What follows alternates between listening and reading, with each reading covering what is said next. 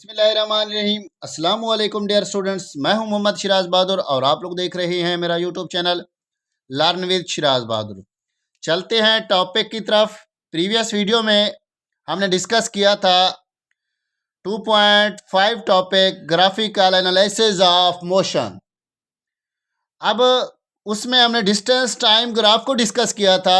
इस वीडियो के अंदर हम डिस्कस करते हैं स्पीड टाइम ग्राफ। देख लेते हैं स्पीड टाइम ग्राफ को।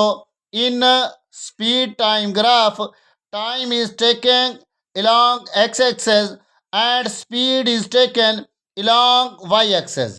हमने क्या करना है, x एक्सेस पर टाइम को ले लेना है और y एक्सेस पर स्पीड को ले लेना है। तो x एक्सेस हमारे पास ये है जो वर्टिकली तौर पर है। यहाँ पर क्या आ जाएगा, टाइम आ जाएगा और ऊपर क्या चली जाएगी, स्पीड चली जाएगी। ठीक है, तो इसके अंदर क्या है कि हमने क्या करना है, टाइम को एक्स एक्सेस पर और स्पीड को वाई एक्सेस पर ले जाना है। अब उसका फर्स्ट केस हम डिस्कस करते हैं। Object is moving with constant speed. कि हमारे पास एक ऑब्जेक्ट है जो कांस्टेंट स्पीड के साथ मूव कर रहा है, यानी हरकत कर रहा है, यानी वो वक्त के मसावी वक्फों में मसावी फासला तय कर रहा है। तो डिस्कस कर लेते हैं बेटा, इसको देखते हैं। When the speed of an object is constant 4 metre per second with time. अगर बेटा हमारे पास किसी भी ऑब्जेक्ट का जो क्या हो, स्पीड हो, वो क्या हो, कांस्टेंट हो, तो वो क्या करेगी, जो डिस्टेंस ट्रेवल करेगी वो टाइम तो तब्दील होता रहेगा, क्योंकि टाइम हमारे पास इंडिपेंडेंट वेरिएबल क्वांटिटी है, वो तो तब्दील होता रहेगा। लेकिन ये जो हमारे पास स्पीड है वो क्या रहेगी, कांस्टेंट रहेगी, क्योंकि स्पीड क्या है, स्पीड एक डिपेंडेंट क्वांटिटी है, डिपेंडेंट वेरिएबल क्वांटिटी है। तो हम उसको अपनी मर्जी से कम या ज़्यादा कर सकते हैं। ठीक है, तो इसको देख लेते हैं कि अगर हमारा जिस्म, उसने कहा कि 4 मीटर पर सेकंड के साथ स्पीड के साथ ट्रेवल कर रहा है, तो टाइम क्या होगा, कांस्टेंट होगा। और सॉरी, ये हमारे पास स्पीड कांस्टेंट होगी, टाइम क्या होगा, चेंज होता रहेगा। तो ये एक स्ट्रेट लाइन हासिल होगी जो क्या होगी, बिल्कुल पैरेलल होगी किसके, इस टाइम एक्सेस के, यानी एक्स एक्सेस के। तो ये जो लाइन है ये हॉरिजेंटल लाइन होगी।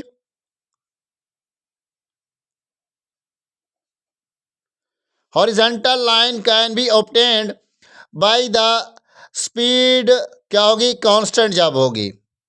तो उम्मीद करता हूं ये केस आपको समझ आ गया होगा। चलते हैं नेक्स्ट केस की तरफ। N object is moving with uniform changing speed. अब स्पीड क्या है, यूनिफॉर्मली तौर पर चेंज हो रही है।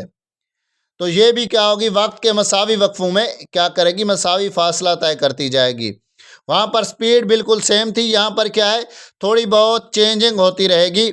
Let the speed of an object be changing uniformly. अगर हमारे पास किसी भी जिस्म की स्पीड जो है वो क्या हो रही है, यूनिफॉर्मली चेंज हो रही है, in such a case speed is changing at constant rate. तो इस केस में जो स्पीड होगी वो कांस्टेंट रेट के साथ चेंज होगी। तो क्या होगी, स्लोप हमें गिव होगी। तो मिसाल के तौर पर ये हमारे पास क्या है, टाइम है जो सेकंड के अंदर है, और ये क्या है, स्पीड है। तो 5 सेकंड पर ये 2 कवर करेगी, 10 सेकंड पर ये 4 कवर करेगा, और 15 सेकंड पर ये 6, और हमारे पास 20 सेकंड में ये क्या कवर करेगा, 8 तक मीटर तक क्या करेगी, ये कवर करेगी। तो ये क्या आ जाएगी, स्पीड इसकी कांस्टेंट होगी। तो ये हमारे पास एक लाइन ऑब्टेन हुई है जिसको हम इनक्लाइंड स्ट्रेट लाइन कहते हैं। तो ये हमारे पास क्या है, स्पीड टाइम ग्राफ है with the uniform changing speed. Uniformly तौर पर स्पीड क्या हो रही है, चेंज हो रही है। अब अगर हम इसका क्या करें, वो कहता है slope of the line give the magnitude of its acceleration. ये जो स्लोप है ये क्या कर रही है, हमें किसी भी एक्सेलरेशन की मैग्नीट्यूड दे रही है। एक्सेलरेशन की मैग्नीट्यूड ये किस तरह दे रही है, इसको देख लेते हैं। हम क्या करते हैं, इसको पॉइंट ए और इसको पॉइंट बी कंसीडर करते हैं। तो देख लेते हैं कि इसने क्या किया है, कितनी स्पीड हमारे पास ऑब्टेन हुई है और टाइम कितना होगा। तो इसको देखें, यहाँ से ये टाइम है यानी 5 और ये 10, ये इसकी इनिशियल स्पीड होगी जो 2 है, और ये जो b है हमारे पास ये इसकी फाइनल स्पीड होगी। अब एक्सेलरेशन को क्या करते हैं, फाइंड करते हैं। एक्सेलरेशन का फार्मूला क्या होगा, a is equal to v f minus v i over time taken in t. a is equal to 6 minus क्या आ जाएगा बेटा 2 ओवर क्या आएगा 10, तो ये आएगा 4 over 10 is equal to 0.4 metre per second का स्क्वायर।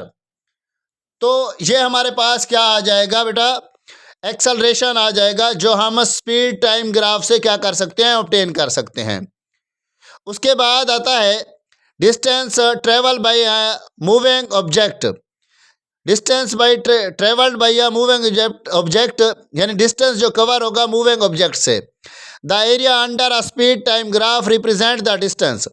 ये जो एरिया होगा under the speed time graph ये क्या करेगा, डिस्टेंस को रिप्रेजेंट करेगा ट्रेवल्ड बाय ऑब्जेक्ट, जो एक ऑब्जेक्ट क्या कर रहा है, ट्रेवल्ड कर रहा है। तो इससे क्या होगा, हमारे पास एक ग्राफ हासिल होगा। जब देखें कि ऑब्जेक्ट क्या कर रहा है, मूव कर रहा है एक स्पीड के साथ, तो स्पीड के साथ जब मूव करेगा तो डिस्टेंस कवर करेगा। मिसाल के तौर पर अगर उसकी इनिशियल स्पीड देखें, यहाँ पर 2 है और उसके बाद 4, उसके बाद 6 आ जाती है, फिर इसी को क्या कर लेता है, ये मेंटेन रखता है 6 को। तो ये एक क्या बनाएगा, हमारे पास एरिया बनाएगा उसका।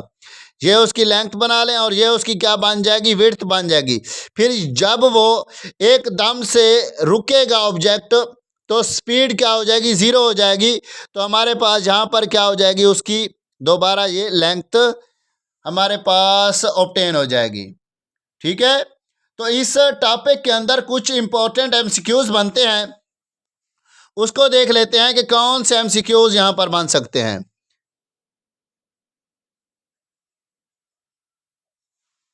एमसीक्यूज में आता है distance time graph gives us.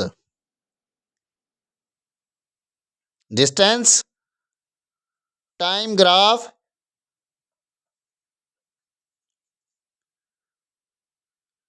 Gives us यानी फासला टाइम ग्राफ हमें क्या देता है। ऑप्शन ए होगा